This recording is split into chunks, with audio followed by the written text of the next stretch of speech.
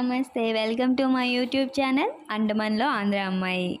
Day 2 చాలా ఫ్రెష్గా and కొత్త డ్రెస్తో రెడీ అయిపోయాను. ఎందుకంటే వీళ్ళ ప్లాన్ ఎప్పుడు ఎలా ఉంటుంది, ఎక్కడికంటారు, ఎంత టైం అంటారు మనకి తెలియదు. కనుక మనం రెడీగా ఉంటే బెటర్ అని నా ఫీలింగ్. సో నేను సెకండ్ డే మార్నింగ్ చక్కగా ఫ్రెష్ అయిపోయి నా కొత్త డ్రెస్ వేసుకొని నేను రెడీగా ఉన్నానన్నమాట. ఇంకా మా హస్బెండ్ అక్కడ బాబు తలకి సైకిల్తో బయట ఇలా తిరుగుతూ ఉన్నారు. నేను కూడా అలా బయట వ్యూ అంతా చూస్తూ ఉన్నాము. చెప్పడం మర్చిపోయాను, ఈరోజు వెరీ స్పెషల్ డే. ఉగాది మన తెలుగు వాళ్ళకి కొత్త సంవత్సరం అనమాట. బెంగళూరులో సెలబ్రేట్ చేసుకోవడం నాకు ఇది కూడా చాలా స్పెషల్. అండ్ ఇక్కడ హిందూ అక్క చాలా మంచిగా పూజ చేసుకుంటుంది. తనకి అడిగి నేను వాళ్ళ పూజా రూమ్, వాళ్ళ పూజా విధానం అనేది చిన్న క్లిప్స్ అలా తీస్తూ ఉన్నా. ఇక్కడ ఫ్లవర్స్ అయితే చాలా తక్కువ కాస్ట్, అంటే కొన్ని ఏరియాస్లో నార్మల్గా అండమాన్లో ఈ పువ్వుల రేటుకి నేనైతే మా క్వార్టర్స్ చుట్టూ ఉన్న పువ్వులతోనే పూజ చేసుకుంటున్నాను. ఇక్కడైతే కేజీలు చొప్పున కొని ఫ్రిడ్జ్లో స్టాక్ పెట్టుకొని మరీ ప్రత్యేకంగా దేవుడికి ఇంత చక్కగా డెకరేట్ చేసి పూజ చేస్తున్నారు. నాకు చాలా నచ్చింది. మాకు కూడా ఇలా అవైలబుల్ అయితే బాగున్నాం. ఇంకా అక్క పూజ చేస్తుంటే వెనక నిల్చొని అలా భగవంతుడిని మనస్ఫూర్తిగా నమస్కారం పెట్టుకొని ఈ రోజునైతే స్టార్ట్ చేసాము. ఇంకా అక్క మా కోసం ఉగాది పచ్చడి చేసింది. ఇంటి దగ్గర అమ్మ ఎప్పుడు వేపచారు చేస్తుంది ఉగాదికి. ఈ ఉగాది పచ్చడి తినడానికి మా ఊరు దత్తాత్రేయ మందిరికి వెళ్తేనే దొరికేది. ఈరోజు అక్క మా కోసం స్పెషల్గా చేసింది. నాకైతే చాలా నచ్చింది. ఉగాదికి నేను కూడా ఇంటి దగ్గర చేస్తుంటాను, కానీ ఎవరైనా చేసి పెడితే అది వేరే ఫీలింగ్ కదా. అలా ఈ ఉగాదిని అక్క వాళ్ళ ఇంట్లో ఇలా సెలబ్రేట్ చేసుకున్నాము.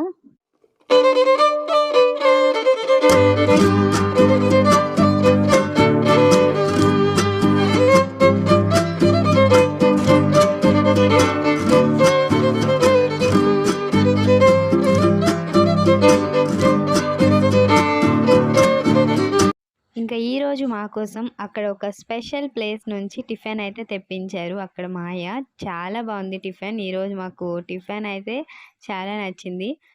అన్నట్టు ఈ హడావిడిలో చెప్పడమే మర్చిపోయానే.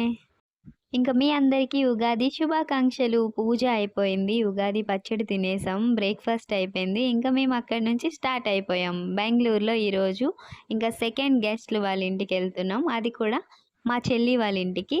చలో మా చెల్లి వాళ్ళ ఇల్లు చూసేద్దాం. అండ్ బెంగళూరు వస్తున్నప్పుడు కొన్ని ఊహలు అయితే ఉంటాయి కదా, ఇది మాత్రం అస్సలు ఊహించుకోలేదు. బైక్ పైన నేను బెంగళూరులో ఇలా తిరుగుతానని. నాకు చిన్నప్పటి నుంచి ఇలాంటి ఊహలు ఉన్నాయి. ఎప్పుడు వెళ్ళని ప్లేస్లో కారు మీద, బస్ మీద అందరూ తిరుగుతారు, కానీ సైకిల్ తొక్కుంటూ వెళ్తే ఆ అదృష్టం అక్కడ వాళ్ళకే వస్తుంది కదా అని అనిపించేది. అలాంటిది బెంగళూరులో ఇలా బైక్ మీద వెళ్ళడం అనేది చాలా హ్యాపీగా అనిపించింది నాకైతే. ఇంకా ఏ జర్నీ స్టార్ట్ అయినా సరే మన ఒంట్లో ఎనర్జీ ఎలాగో మన బైక్కి పెట్రోల్ అలా కదా. ఫస్ట్ అయితే పెట్రోల్ వేసుకొని ఇంకా మేము స్టార్ట్ అయిపోయాం. బెంగళూరు అనేసే కాదు, ఏ ఊరైనా మనం ఫస్ట్ టైం వెళ్తే ప్రతిదీ డీప్గా చూస్తూ ఉంటాం కదా. మళ్ళీ వస్తామో రామో తెలియదు. నెక్స్ట్ ఫస్ట్ టైం వచ్చాము, ఈ ఏరియా ఎలా ఉంటుంది అని ప్రతి అణువు చూస్తూ ఆ ప్లేస్ని మన కళ్ళల్లో నింపుకుంటాం కదా. అలా నేను కూడా ఇంకా వెళ్తూ ఉన్న రూట్లో ఇలా రోడ్డు పక్కన తాటి బెల్లం, నెక్స్ట్ ఇవి ఉన్నాయి కదా, దాన్ని ఏం చేస్తారేంటో మనకు తెలియదు. అలా కొన్ని అయితే ఉన్నాయి. మేము కొన్ని తీసుకున్నాం అక్కడ. ఈ తాటి బెల్లం ఎంత బాగుందో అసలు. నేను ఫస్ట్ టైం తిన్నాను. చాలా ఘాటుగా అల్లం ఫ్లేవర్తో చాలా బాగుంది. అలా మేమందరం ఆ తాటి బెల్లం కొంచెం తింటూ ఆ ఫ్లేవర్ని ఎంజాయ్ చేసి మాకు కావాల్సిన కొన్ని ఐటమ్స్ అక్కడ కొనుక్కొని మళ్ళీ మేము స్టార్ట్ అయిపోయాము. ఎండలు మార్నింగ్ అయితే చల్లగా ఉంది, కానీ డే టైంలో ఎండలు నార్మల్గా అండమాన్ లాగే ఉంది ఇక్కడ కూడా.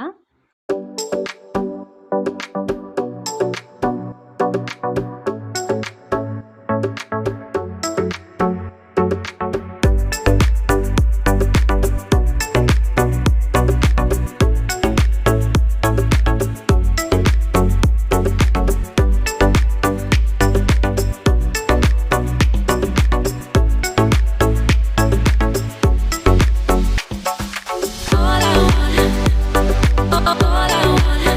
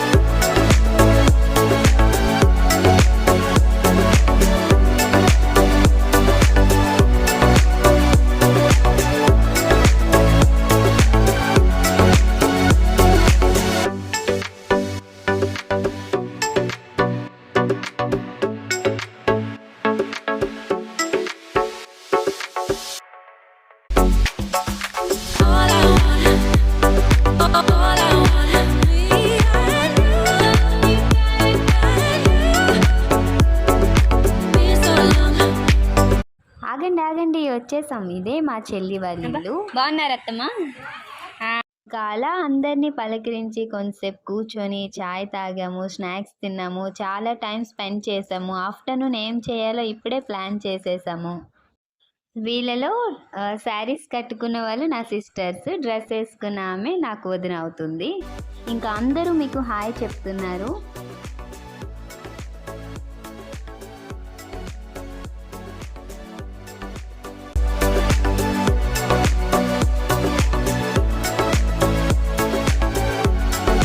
ఆఫ్టర్నూన్ ఏంటి ప్లానింగ్ అని ఇక్కడ మేము ప్లాన్ చేసుకొని అన్నీ మాట్లాడి ఇంకా మేము రిటర్న్ స్టార్ట్ అయిపోయాము.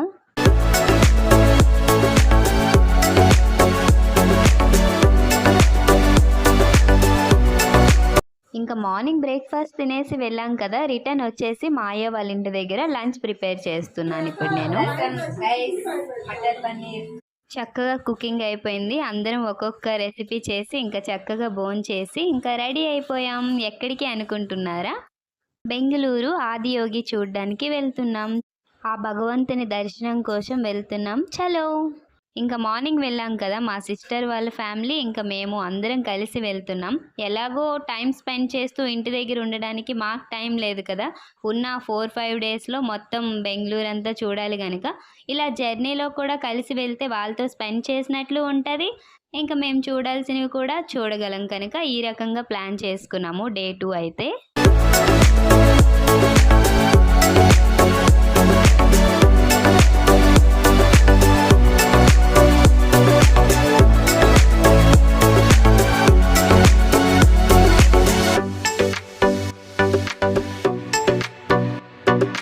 ఇంకా ఇదైతే ఖచ్చితంగా చెప్పాలి, ఎంత ఎంజాయ్ఫుల్ జర్నీ అయినా సరే కొంతమందికి కార్ సూట్ అవ్వదు, కొంతమందికి బస్, ట్రైన్ ఇలా సూట్ అవ్వదు. వాళ్ళకైతే చాలా ఇబ్బందిగా ఉంటుంది కదా.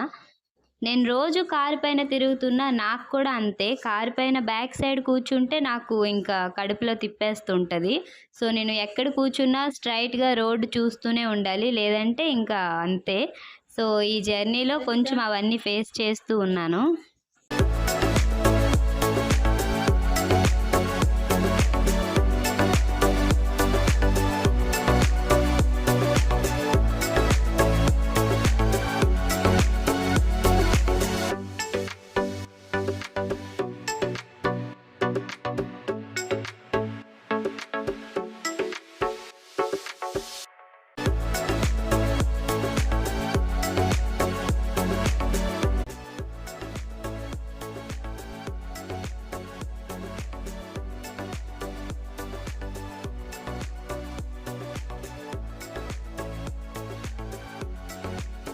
ఈవినింగ్ టైం ఈ రాళ్ళ మధ్యలో ఆ సన్సెట్ వ్యూ చూస్తూ ఆ భగవంతుడి దర్శనం కోసం వెళ్తున్నాను కదా, నాకైతే చాలా చాలా హ్యాపీగా వెయిట్ చేస్తున్నా ఎలా ఉంటుంది ఏంటి అనేది. చాలాసార్లు ఫోన్లోను ఫొటోస్లోనూ చూసున్నా, కానీ ఫస్ట్ టైం రియల్గా చూడడానికి వెళ్తున్నా. నాకైతే చాలా చాలా హ్యాపీగా ఉందన్నమాట ఆ ఫీలింగ్.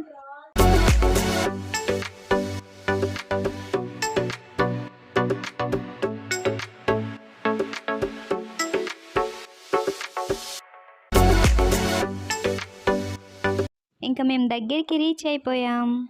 రీచ్ అయిన వెంటనే ఫస్ట్ అయితే ఈ త్రిశూలం కనిపించింది. అక్కడ కింద అయితే ఆ మందిర్కి ఇలా పాములు వచ్చినట్లు ఉన్నాయి కదా, అది భలే సెట్ చేశారు. చాలా బాగుంది, అది డిఫరెంట్గా మంచిగా అనిపించింది. మొత్తం ఆ మందిర్ ఏంటంటే ఒక రథం లాంటిది. ఆ రథంకి చక్రాలు ఉన్నాయి కదా, అవి పూర్తిగా రాయితో ఉంది. మనం తిప్పొచ్చు, మన బలం ఉపయోగించి అవి తిప్పాలన్నమాట. మరి నేను తిప్పగలనో లేదో చూద్దామా?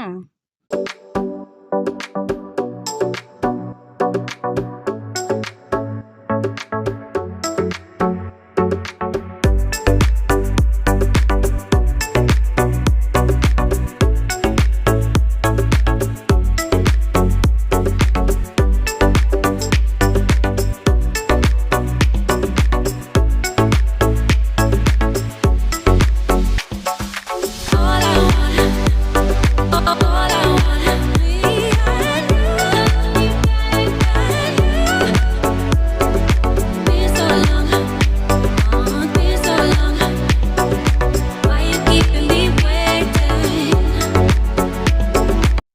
ఒక్కొక్కరిగా అందరు బలం ఉపయోగించి అవైతే తిప్పాము.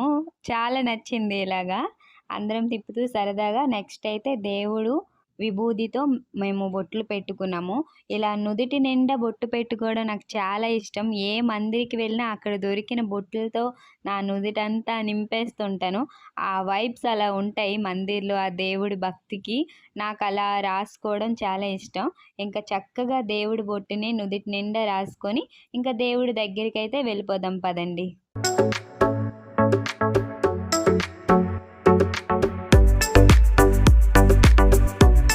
నిజంగా ఈవినింగ్ టైంలో అలా సన్‌సెట్ ఆ లైటింగ్స్‌లో దేవుడిని చూస్తుంటే నాకెంత నచ్చిందో అంటే, నేను ఈరోజు ఇక్కడ లైవ్‌లో చూస్తున్నాను అనే హ్యాపీనెస్ మాటల్లో చెప్పలేను. నిజంగా చాలా చాలా హ్యాపీగా అనిపించింది.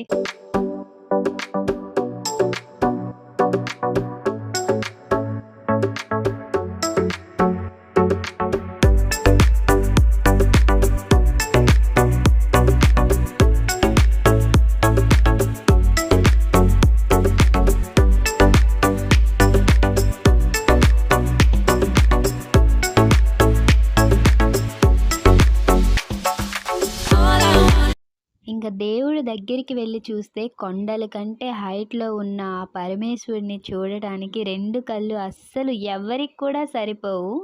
అది లైవ్‌లో మీరు ఖచ్చితంగా చూడాలి. ఇంకా నైట్ షో అవుతుందంట. ఇంక మేము ఈరోజు ఎలాగైనా చూసి వెళ్ళాలని అక్కడ వెయిట్ చేస్తున్నాము. దేవుడు చుట్టూ తిరుగుతూ ప్రదక్షిణాలు చేసుకొని, ఆ దేవుడిని చూస్తున్నప్పుడు ఒక అద్భుతం అయితే చూసాము. అదేంటంటే శివభగవాన్ మెడలో రుద్రాక్షి పూసలతో ఒక పెద్ద మాల ఉంది కదా! అలాగే ఆయన చెవికి ఒక రింగ్ ఉంది కదా! ఆ రింగు కింద ఒక రుద్రాక్షి పోసుంది అనుకుంటున్నాము మేము దూరం నుంచి చూసి. కానీ దగ్గరికొచ్చి డీప్‌గా చూసేసరికి తెలిసింది అది రుద్రాక్షి పూస కాదు, ఒక తేనె పుట్ట. నిజంగా ఈ కొండల మధ్యలో ఆ శివ భగవాన్ దగ్గర ఒక తేనె పుట్ట ఎక్కడైనా పెట్టొచ్చు. కానీ ఆయనకి ఒక అలంకరణలా అది ఉండడం నిజంగా చూడ్డానికి ఒక అద్భుతంలా అనిపించింది. అయినా ఆ దేవుడు ఆజ్ఞ లేకుండా ఏదీ జరగదు కదా! ఇవి కూడా ఆయనకి అలంకరణలా పెట్టడానికి ఆయనే అవకాశం ఇచ్చారేమో కదా!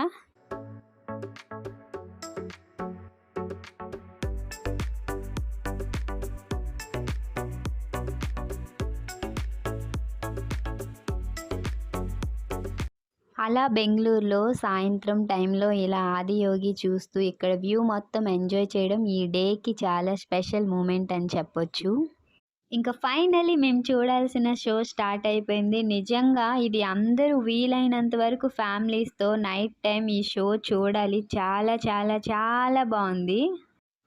నిజంగా దేవుడే కళ్ళ ముందుకొచ్చినట్లు అనిపించింది. అసలు మొత్తం ఒక వైబ్స్ అది మాటల్లో చెప్పలేను. ఆ ఫీలింగ్ అలా అనిపించింది. నిజంగా ఈ మూమెంట్ అయితే నా 2 కళ్ళతో అలా చూస్తూనే ఉండాలి ఫోన్ పట్టుకోను అనుకున్నా. కానీ గుర్తుగా నా చేతులతో తీసిన వీడియో కొంచెమైనా ఉండాలి అని ఒక 2 మినిట్స్ వీడియో అయితే నేను తీశాను. ఇంకా మీరు కూడా చూసేయండి.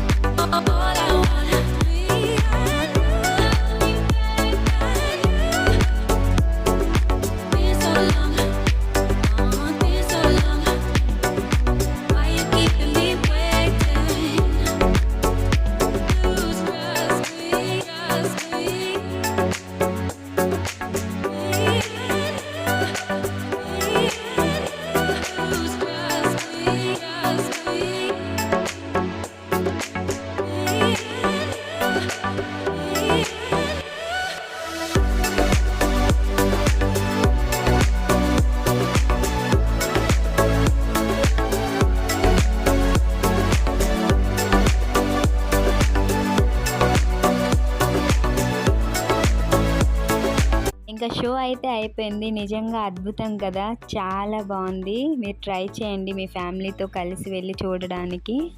ఇంకా నెక్స్ట్ అయితే ఇక్కడ ఒక ఆవుల సాల ఉంది. ఇక్కడ అరటిపళ్ళు మనం ఒక 50 రూపీస్ అవుతాయి తీసుకొని మన చేతులతో ఆవులకి తినిపించవచ్చు అనమాట.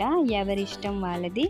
తినిపించాలనుకుంటే ఇక్కడ తినిపించడానికి ఇలా ఆవుల సాల ఉంది. నెక్స్ట్ షో అంతా అయిపోయింది. అసలు వదిలి వెళ్ళడానికి మనసు రావట్లేదు నాకైతే. ఇంకా చివరిగా ఆ ప్లేస్ మొత్తం ఒక్కసారి చూస్తూ అలా వచ్చేసాం మేము. మళ్ళీ వెళ్తామో వెళ్ళమో తెలియని ప్లేస్ని అయితే చివరిగా ఒకసారి అలా చూస్తూ మిస్ అవుతుంటాం కదా. మళ్ళీ ఎప్పుడు వస్తానో రానో అనే ఫీలింగ్ ఉంటుంది కదా మనసులో.